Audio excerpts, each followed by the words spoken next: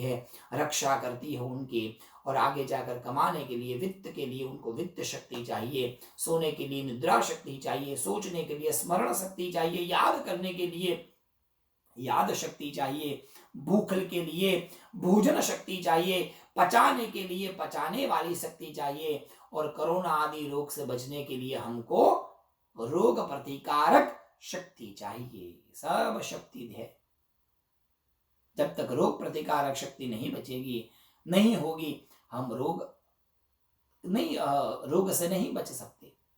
इसलिए ये मंत्र है, ये मंत्रों का जाप करने से वो शक्ति हमारे अंदर प्रकट होती है। ब्रह्मा जी ने देखा कि एक शक्ति है जिसका नाम है निद्रा शक्ति, जो सुला देती है व्यक्ति को।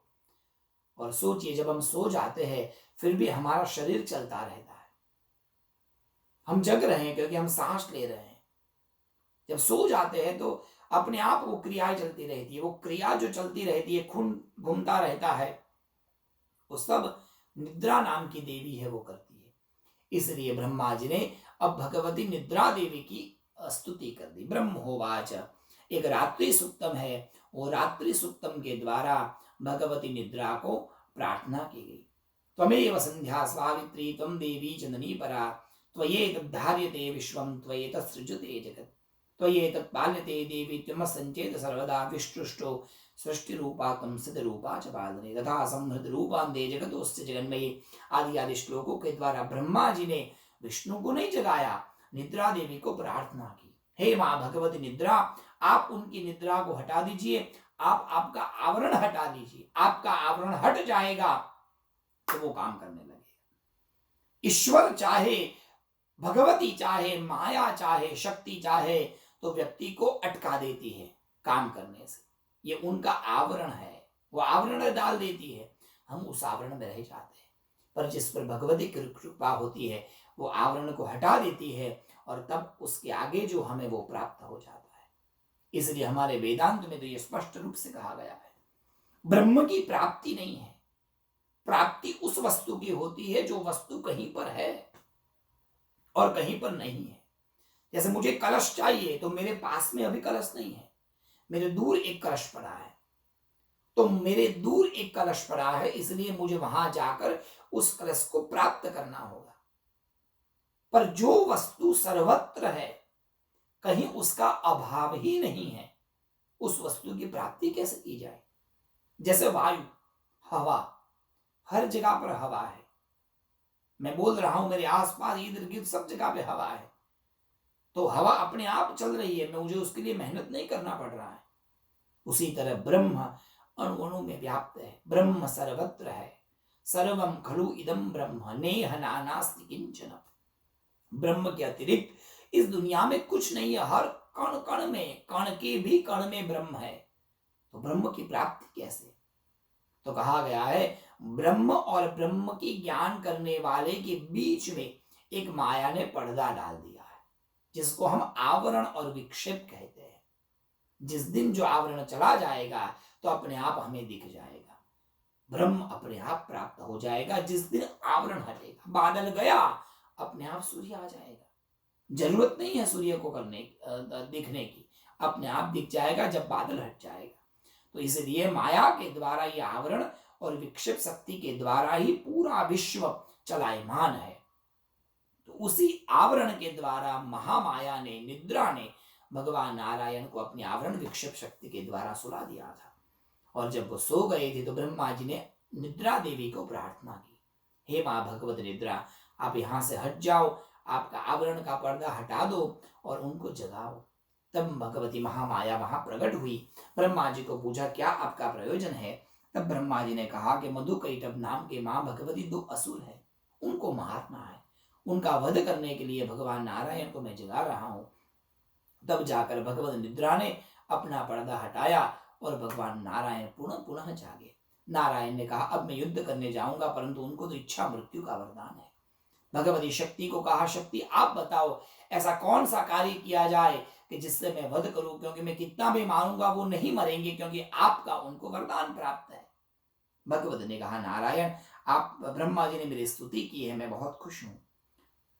एक काम करिए, आप उनके साथ में युद्ध करिए, युद्ध करते करते एक समय ऐसा आएगा, मैं उनको मोहित कर दूंगी और उनके मन में मैं एक पर्दा डाल दूंगी। जब वो पर्दा आ जाएगा, वो आप पर खुश हो जाएंगे और आपको कहेंगे कि कुछ वरदान मांगो, तब आप वरदान में उनकी मृत्यु मांग लेना।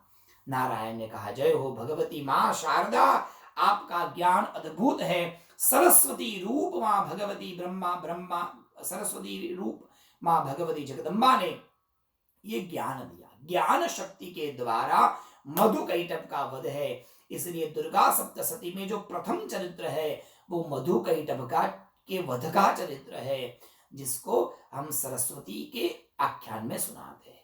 जो सरस्वती बीज है, सरस्वती के द्वारा ये प्रवृत्त हुआ है। फिर साधना भेद से वहां एक भेद भी आता है, उसके विषय में हम चर्चा आगे करेंगे। तो सरस्वती माता, सरस्वती स्वरूप में मां भगवती ने नारायण को कहा कि आप चिंता मत करो, समय आने पर उनकी मति को मैं उनकी मति पर, उनकी बुद्धि पर एक पर्दा डाल दूंगी। और बाद में भगवान नारायण मधुकैटभ के साथ में भयंकर युद्ध करते हैं। इतना भयंकर युद्ध होता, युद्ध होते होते होते कई दिन बीत जाते हैं। अचानक दोनों के युद्ध के बीच में मां भगवती आद्य शक्ति भवानी भगवती जगदम्बा प्रकट होती है। किसी को दिखती नहीं है, परंतु उनकी शक्ति के द्वारा मधुकैटभ दोनों भगवान नारायण के युद्ध से प्रभावित हो जाते हैं। एक क्षण के लिए उनके दोनों की बुद्धि सुधर जाती है और दोनों भाई मधु और कैटभ कहते हैं, वाह नारायण, इतना भयंकर युद्ध किया मगर फिर भी आप थके नहीं हो। आज में हम बहुत खुश हैं। मांगो नारायण, क्या चाहिए? ये सब नारायण ही की कृपा थी। मांगो नारायण, क्या चाहिए? तब नारायण ने कहा, छोड़ो, मैं जो मांगूंगा वो आप नहीं दे पाओगे। मधुकैटभ ने कहा, आप हमें जानते ही नहीं है, आप हमें हरा नहीं पाएंगे। कुछ जो मांगेंगे हम आपको दे सकते हैं, क्योंकि हमारे पास एक ऐसा बीज है, उस बीज मंत्र के द्वारा हम जो चाहे वो प्राप्त कर सकते हैं।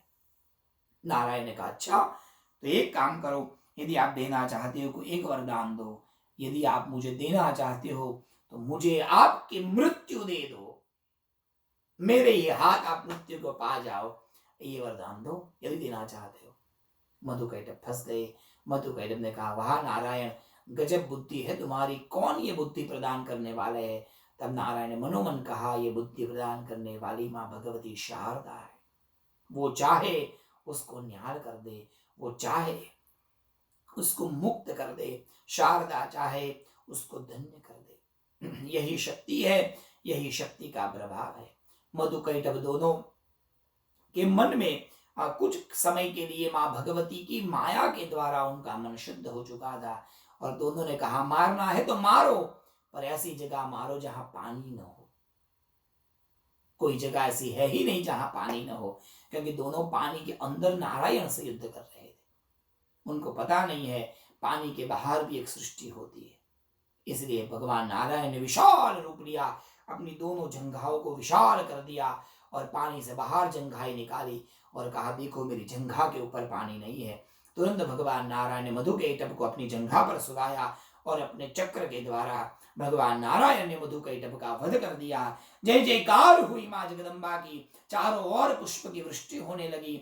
ब्रह्मा विष्णु महेश तीनों ने मां भगवती जगदम्बा का पुष्प से अर्चन पूजन किया और शारदा सरस्वती की जय जयकार करके उनकी बुद्धि शक्ति को लोगों ने उनकी बुद्धि शक्ति का लोगों ने प्रशंसा की। मां भगवती की ये दिव्य शक्ति है। मां भगवती शारदा की पूजा जो जीवन में करता है उनको दिव्य शक्ति की प्राप्ति होती है। ये मधुकैटभ का चरित्र का जो पारायण करता है उनको उत्तम विद्या की प्राप्ति होती है, ऐसा हमारे गुरुदेव कहते थे।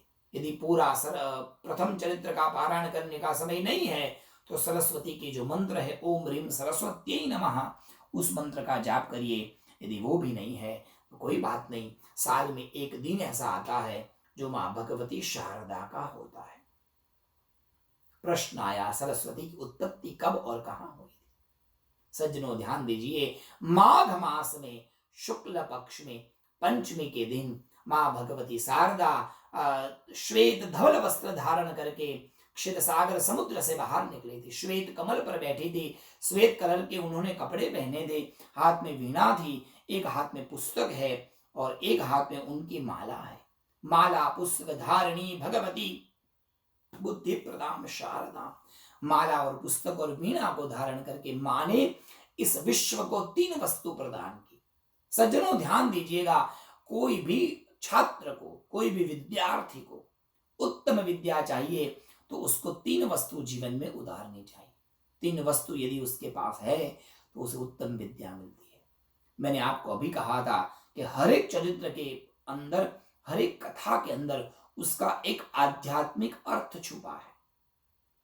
आध्यात्मिक अर्थ से यदि हम जानेंगे तो हम उस तत्व को बहुत सरलता से जान सकते हैं। सरस्वती माता का आध्यात्मिक स्वरूप क्या है? सज्जनों ध्यान दीजिएगा, सबसे पहले मां सरस्वती एक श्वेत कमल पर बैठती है। जितना मन से शुद्ध होगा छात्र, उतनी उसको उत्तम विद्या की प्राप्ति होगी। मन में बहुत भरकर जब सुनेंगे तो सुना हुआ फल नहीं देगा। बोलो जय श्री कृष्णा। इसलिए जब सुनने के लिए बैठते हैं तो मन को एकदम खाली कर देते हैं, शुद्ध कर देते हैं। जब तक मन में बहुत कुछ भरा होगा तब तक आपको दूसरी विषय का ज्ञान नहीं होगा। मैं देखता हूं बहुत लोग ऐसे होते, सुनते हैं पर उनके दिमाग में बहुत सारी बातें भरकर सुनते हैं, और जब बातें भरकर सुनते हैं तो सामने वाले की बात उसके अंदर नहीं जाती, क्योंकि ऑलरेडी वहां भरा हुआ है। जब भी किसी से कुछ सुनो तो बिल्कुल मन को साफ और सुथरा करके सुनो, जिससे उसकी बात अंदर जाएगी। बाद में हम अपनी बुद्धि से उसका आकलन करना है कि वो सत्य है कि नहीं है। विद्या तब मिलती है जब एक विद्यार्थी साधना करता है। साधना का प्रतीक है मां भगवती के हाथ की माला। हमारे गुरुदेव कहते थे कि कितना भी अध्ययन करोगे, परंतु जब तक आपके जीवन में साधना नहीं होगी वो विद्या आपको फलीभूत नहीं होगी। सज्जनों, मैंने इस दुनिया में ऐसे कई विद्वान देखे हैं जिन्होंने अच्छी विद्या प्राप्त की, परंतु जब विद्या प्राप्त कर रहे थे उस समय साधना नहीं करते थे, जब तक अनुष्ठान नहीं करते थे। आगे जाकर विद्या तो अच्छी है, परंतु वो विद्या ऐसी हो जाती है, न ठीक से बोल पाते हैं, न अच्छी प्रस्तुति कर पाते। अच्छे विद्वान है, ज्ञाता बहुत है, समय पर वो ठीक से बोल नहीं पाते, इसलिए लोगों को लगता है उनको कुछ आता नहीं। विद्या फलीभूत तब होगी जब आपके पास में साधना होगी। साधना का प्रतीक है मां के भगवती के हाथ की माला। इसलिए साधना जरूर करना। साधना के साथ साथ में अध्ययन भी करना, और अध्ययन के लिए मां भगवती हाथ में पुस्तक पकड़ती है। पुस्तक ये विद्या का रूप है, माला ये साधना का रूप है। ये दोनों विद्या और साधना व्यक्ति कितनी भी करेगा, परंतु यदि केवल स्वयं के लिए करेगा तो वो कभी सुखी नहीं होगा। स्वार्थ के लिए कुछ मत करना, जो करना है परमार्थ के लिए करना। एक अच्छा व्यक्ति अपनी साधना से, अपनी विद्या से, विद्या के परिश्रम से और साधना के बल से अच्छा डॉक्टर बन जाएगा, परंतु यदि उसके अंदर परोपकार की भावना नहीं होगी साहब, उसकी विद्या उसको ही विनाश की ओर ले जाएगी। एक अच्छा पंडित अपनी साधना से कितना भी बड़ा विद्वान बन जाए, अपनी साधना से कितना भी अच्छा उत्तम प्रकांड पंडित बन जाए, परंतु उसका पांडित्य कोई परोपकार के लिए नहीं है तो वो ब्रह्म राक्षस बनता है, ऐसा हमारे शास्त्रों में लिखा है। आपकी विद्या परोपकार के लिए प्रयोग करना। यदि कोई व्यक्ति अपने बल से महान धनवान बन जाए, कितना भी अच्छा उसके पास धन आ जाए, पर यदि उसका धन कोई परोपकार के लिए नहीं है, सत्कर्म के लिए नहीं है, तो सज्जनों वो ही धन उसको विनाश की ओर ले जाएगा। वो उसका अच्छा धन वो बुरा धन बन जाता है, और वो ही धन उसका विनाश कर देता है। इसलिए सज्जनों, यदि परमात्मा ने अच्छा धन दिया है, सत्कर्म में लगाना। परमात्मा ने धन दिया है तो जरूर अच्छे अच्छे मंदिरों में जहां सत्कर्म होता है, ऐसे श्रीमद् देवी भागवत जैसे आयोजन होते हैं, इस तो आयोजन तो है, और भी जो आयोजन होते हैं, जो भी पूजाएं होती है, उसमें आपके धन को लगाना, जिससे वो आपका धन पवित्र बनेगा। यदि अच्छा पांडित्य है तो परोपकार करो। वो ही परोपकार को सिखाने के लिए मां भगवती शारदा दोनों हाथों में वीणा धारण करती है। एक हाथ से विद्या ग्रहण करिए, एक हाथ से साधना करिए, और दोनों हाथों से वो लुटाइए और परोपकार में बांटिए। इसलिए मां भगवती दोनों हाथों से वीणा बजा रही है। और वीणा का जो तंतु है उसमें सा रे ग म प ध नि सा, ये 7 सुर होते हैं। सप्त स्वर वीणा माँ भगवती ने हाथ में धारण की है। वो वीणा खुद के लिए नहीं है, वो वीणा परोपकार का एक प्रतीक है। इसलिए साधना, सेवा और परोपकार, ये 3 वस्तुओं के द्वारा व्यक्ति जीवन की उन्नत तत्व को पा सकता है। यही सरस्वती चरित्र का एक आध्यात्मिक अर्थ है। जीवन में 3 वस्तु को पर ज्यादा जोर देना, जीवन में 3 वस्तु पर ज्यादा प्रयास करना, उसमें से एक है विद्या पुस्तक, एक है साधना माला, और एक है वीणा सेवा परोपकार का ये प्रतीक। जो भी व्यक्ति ये शारदा सरस्वती की प्रार्थना पूजा करता है, उसके जीवन में उसको उत्तम तत्व की प्राप्ति होती है। माँ सरस्वती के कई मंदिर है भारत में, उसका जो प्रधान मंदिर है, जो सरस्वती पीठ है, शारदा पीठ है, वो कश्मीर में है, जिसको शारदा पीठ के नाम से जानते हैं, जहाँ भगवती शारदा का मंदिर है। दक्षिण भारत में भी एक बासरा नाम का तीर्थ है, जहाँ सरस्वती का मंदिर है, जहाँ विद्याभ्यास किया जाता है। और भी सरस्वती के कई मंदिर है। अनुकूलता के अनुसार जीवन में उनका दर्शन करना। हमारे काशी में भी एक वाग देवी का मंदिर है साहब। आप जब भी दर्शन करने जाओ काशी में, तो काशी विश्वनाथ की गली में आगे जाते हैं तो एक छोटे सी जगह पर एक सरस्वती का मंदिर है। हम उस मंदिर में रोज दर्शन करते थे। हमारे गुरु जी कहते थे, उसी सरस्वती के मंदिर के दर्शन करने से व्यक्ति को उत्तम विद्वत्ता प्राप्त होती है। इसलिए काशी गमन मात्रेण द्विजो नान्नम भटायते, काशी जाने मात्र से व्यक्ति को उत्तम विद्या अन्नम भट्ट जैसे विद्या मिलती है। तो वो अन्नम भट्ट के द्वारा स्थापित एक सरस्वती का बड़ा प्राचीन मंदिर है। वहां दर्शन करने से माँ शारदा की कृपा प्राप्त होती है। और देखिए, परमात्मा ने इतना अच्छा मौका दिया। मुझे बार बार आनंद भाई की वो बात याद आ रही है कि ये जो आयोजन है वो केवल और केवल मतलब माँ की कृपा के लिए है। और जब माँ की कृपा के लिए करते हैं तो माँ भगवती ऐसी व्यवस्था कर देती है कि वो व्यवस्था में सब अनुकूल हो जाता है। आज गुरुवार और शारदा माँ भगवती सरस्वती की गुणगान गाने का माँ ने हमें मौका प्राप्त दिया। ये माँ की कितनी बड़ी कृपा है। ये कोई आयोजन पूर्व नियत नहीं था। हमने नहीं सोचा था कि गुरुवार को शारदा की सरस्वती की गुणगान गाएंगे। और आज सरस्वती है और कल महालक्ष्मी, शुक्रवार और बाद में शनिवार भगवती महाकाली का भव्य रूप शनिवार को देखेंगे। और महाकाली, महालक्ष्मी, महासरस्वती के विविध रूपों को देखकर माँ भगवती के 52 शक्ति पीठों को के बारे में जानते हुए रविवार को ये कथा हम माँ भगवती के चरणों में समर्पित करेंगे। और थोड़े दिन है, शुक्र शनि रवि 3 दिन बचे। जरूर कल माँ लक्ष्मी का चरित्र हम लेंगे और साथ साथ में आगे भी जहां तक जाएगी वो कथा हम ले जाएंगे। तो आज की कथा, शारदा की कथा, सरस्वती की ये गाथा माँ भगवती वाग्वादिनी सरस्वती माँ के चरणों में समर्पित करते हुए आज की कथा पराम्बा पराशक्ति के चरणों में समर्पित करते हैं। कल की कथा शुक्रवार, कल श्री पंचमी है अमेरिका में, भारत में भी जो हो तो कल लक्ष्मी का दिन है शुक्रवार।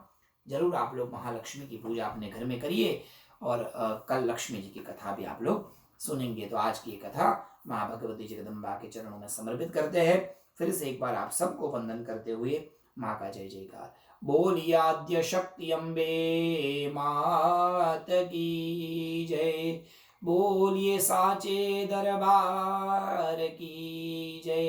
अपने अपने मात पिता गुरुदेव की जय।